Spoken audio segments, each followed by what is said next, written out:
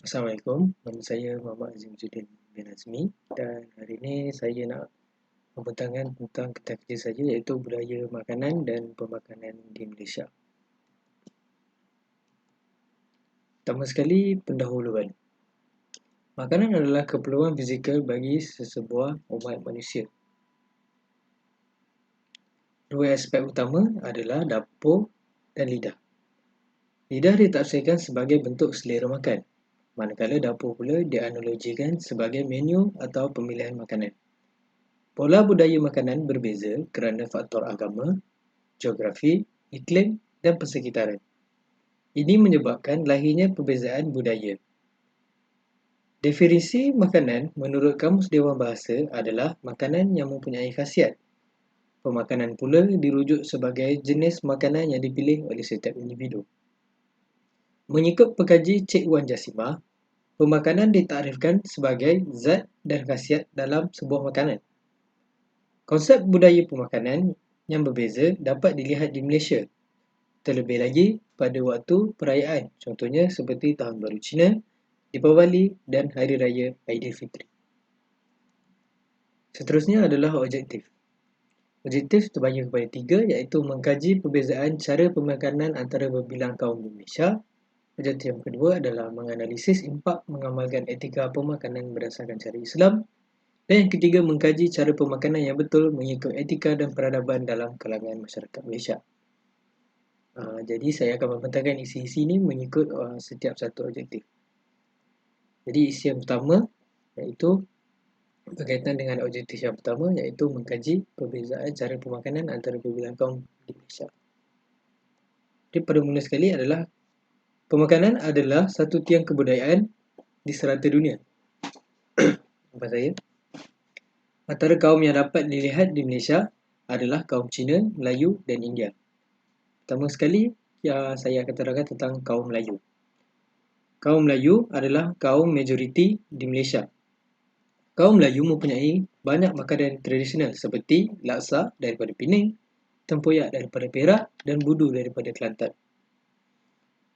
Hidangan ini diamalkan secara turun-temurun, resipinya tidak pernah berubah.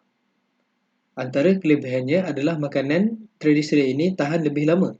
Makanan seperti tempoyak, cencaluk boleh disimpan untuk masa yang lama sekaligus menjadi pilihan ramai. Teknik dan metodologi seperti membakar, merebus, menggoreng, perap membuatkan populariti makanan Melayu tinggi di antara masyarakat di Malaysia. Menurut Aziz Deraman, iaitu seorang profesor daripada Universiti Malaysia Terengganu, mengatakan ini berlaku kerana perkembangan budaya Melayu dipengaruhi oleh budaya lain. Dengan lebih tepat adalah 4 jenis budaya iaitu pengaruh Hindu, pengaruh bahasa zaman prasejarah, pengaruh ajaran Islam dan juga pengaruh Barat. Ini menyebabkan perkembangan Melayu menjadi lebih besar. Seterusnya, kaum India.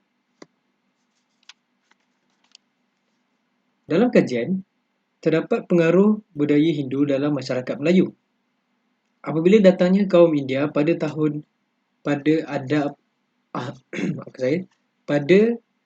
abad yang ke-19, berlakunya perpecahan kasta dalam masyarakat Melayu. Di dalam kasta yang memisahkan pemerintah dan rakyat biasa, jenis pemakanan yang diambil juga berbeza di antara kasta. Antara impak terbesar adalah adat yang mempengaruhi konsep kehidupan masyarakat Melayu. Antara adat yang paling besar dan paling memberi impak dalam masyarakat Melayu adalah adat mencari rezeki di mana sahaja. Contohnya, seperti seorang nelayan yang pergi ke laut untuk memancing ikan tetapi masih mencucuk tanam di darat. Akhir sekali, kaum India juga membawa adat makan sirih yang dikatakan untuk perayaan terutamanya perkahwinan. Kaum yang terakhir sekali adalah kaum Cina. Kaum Cina mengamalkan makan khinzir, iaitu haram di dalam agama Islam. Disebabkan ini, budaya Cina dan budaya masyarakat Melayu dari segi pemakanan agak bercanggah. Kaum Cina juga membawa budaya perkahwinan campur. Dari sumber yang bernama Skinner, perubahan ini dapat dilihat di semua negara. Kaum Cina juga mengamalkan perkahwinan antara dua agama yang berbeza, tetapi tidak ditiru dalam Islam kerana Islam tidak membenarkan perkahwinan antara dua agama yang berbeza. Antara budaya pemakanan yang mempengaruhi masyarakat Melayu daripada kaum Cina adalah makanan baba nyonya seperti peng teh, itik sio dan macam-macam lagi yang telah diubah suai oleh kaum Melayu. Antara makanan baba nyonya yang telah diubah suai oleh kaum Melayu adalah menghidangkan sambal dengan nasi kunyit. Akhir sekali, budaya pemakanan yang mempengaruhi masyarakat Melayu adalah penggunaan bahan seperti santan yang ditukar menjadi sup di dalam budaya pemakanan kaum Cina, serta penggunaan kicap pekat dan sos tiram. Seterusnya, isi dan huraian yang kedua iaitu berkaitan dengan objektif yang kedua, iaitu impak hubungan makanan halal mempengaruhi seseorang. Pertama sekali, hubungan dengan Allah Subhanahu Wa Taala. Hubungan dengan Allah Subhanahu Wa Taala sangat penting dan perlu dijaga oleh setiap umat Islam. Allah Subhanahu Wa Taala pernah bersabda, akan ditimpa kehinaan ke atas mereka, melainkan menghubungkan diri dengan Allah Subhanahu Wa Taala dan sesama manusia. Hubungan rapat ini dapat dilihat melalui kesopanan mengikut pemakanan Islam berdasarkan hadis Nabi Muhammad SAW. Imam Ghazali dalam kitabnya yang bernama Ihya Ulumuddin menerangkan adab-adab yang perlu diberikan perhatian. Contohnya seperti niat makan dan minum yang membuatkan makanan lebih berkat serta akan membuatkan diri kita lebih senang untuk beribadah kepada Allah Subhanahu Wa Taala. Yang kedua, duduk tertib, iaitu menunjukkan sifat tawaduk kita kepada Allah Subhanahu Wa Taala. Yang ketiga, tidak mencela makanan. Yang keempat, makan dengan tangan kanan. Dan yang terakhir, berhenti makan sebelum kenyang, iaitu dapat mengelakkan kita daripada makan berlebihan. Seterusnya, kebaikan makanan halal kepada rohani dan jasmani. Setiap umat Islam perlu mengambil makanan halal dan melarang makanan haram. Makanan halal mendatangkan kelebihan kepada manusia. Islam menuntut umatnya menjaga pemakanan dan kesihatan untuk melahirkan umat yang sihat dan mampu melawan penyakit. Al-Quran juga telah memperincikan keistimewaan sesetengah jenis makanan seperti susu kambing yang mempunyai banyak protein dan juga menurunkan kolesterol. Yang kedua, kurma yang dapat membersihkan saluran pencernaan dan mencegah sembelit. Yang ketiga, anggur yang dapat mencegah kanser dan kaya dengan antioksidan. Madu iaitu ubat semula jadi serta mampu menurunkan berat badan. Dan yang terakhir sekali, zaitun iaitu buah yang mempunyai kalsium yang tinggi dan dapat mencegah sakit jantung. Dari sudut rohani, makanan halal dapat menghindarkan kita dari kemungkaran. Konsep halalan thayyiban itu sendiri dapat menjauhkan kita daripada dosa. Memakan makanan halal akan menjadi asbab amalan kita diterima.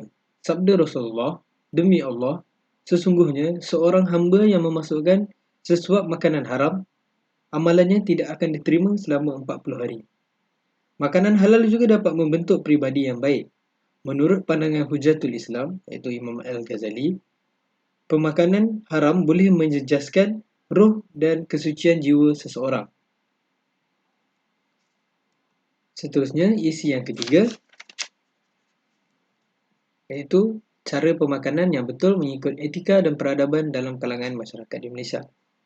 Makanan yang baik dan berkhasiat menjadi satu keperluan utama dalam kesejahteraan hidup. Mengikut penulis Musfirah Syahidah, makanan perlu diambil mengikut kesesuaian keperluan tubuh badan. Pemakanan yang seimbang terkait dengan piramid makanan. Menurut Kementerian Kesihatan Malaysia, iaitu KKM, makanan seimbang merupakan kombinasi pelbagai jenis makanan bagi membekalkan zat yang mencukupi serta selari dengan piramid makanan Malaysia. Dalam konteks ini, Islam juga menitikberatkan kepentingan makanan dan membahagikan makanan dalam 3 tahap, iaitu makanan daruriyat, makanan hajiat dan makanan tahsiniyat. Makanan daruriyat adalah makanan asasi yang paling penting dalam sebuah negara. Contohnya seperti Malaysia adalah beras dan saji. Kedua, makanan hajiat adalah makanan yang penting tetapi kekurangan pengambilan makanan ini tidak memudaratkan. Contohnya sayur dan buah-buahan. Makanan jenis ini juga tetap dipandang penting dan perlu diambil dengan kadar yang mencukupi. Dan akhir sekali adalah makanan tahsiniyat. Makanan tahsiniyat adalah makanan alternatif yang diambil untuk memberi tenaga sepertinya lemak. Tetapi, pengambilan makanan seperti ini yang berlebihan dapat mendatangkan komplikasi seperti kolesterol tinggi dan obesiti. Akhir sekali, kesimpulan, makanan adalah keperluan yang sangat penting untuk semua makhluk. Budaya pemakanan yang berbeza dapat dilihat di Malaysia. Ini merangkumi lebih dari budaya pemakanan, contohnya gaya hidup. Perbezaan ini mempromosikan budaya yang majmuk di negara Malaysia. Etika pemakanan yang diterapkan dalam Islam juga memberi impak yang besar terhadap rohani dan jasmani individu. Akhir sekali, Islam menegaskan tentang pengambilan makanan yang halal dan berkhasiat untuk tubuh badan bagi menjalani kehidupan seharian. Itu sahaja daripada saya. Terima kasih.